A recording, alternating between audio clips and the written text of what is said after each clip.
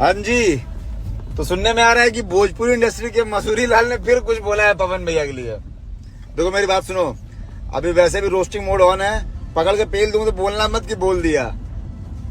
एक बार शांत करा चुका हूँ, फिर कोने में बैठ कर रोता रहेगा, अच्छा लगेगा?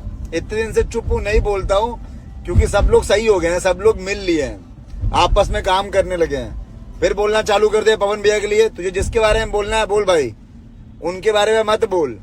जिस यूट्यूबर ने, जिस भी क्रिएटर ने, जिस इंसान ने भी तुम्हारे बारे में गलत बोला है भाई, तुम उनको बोलो अपने लाइफ में आकर के।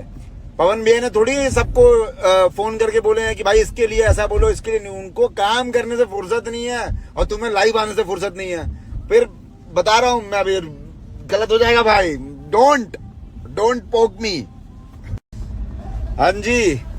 तो सुनने में आ रहा है कि भोजपुरी इंडस्ट्री के मसूरी लाल ने फिर कुछ बोला है पवन भैया के लिए।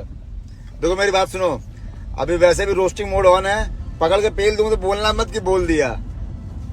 एक बार शांत करा चुका हूँ, फिर कोने में बैठ कर रोता रहेगा, अच्छा लगेगा?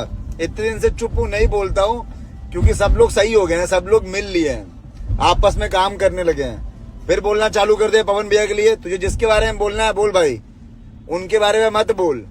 जिस यूट्यूबर ने, जिस भी क्रिएटर ने, जिस इंसान ने भी तुम्हारे बारे में गलत बोला है भाई, तुम उनको बोलो अपने लाइफ में आकर के।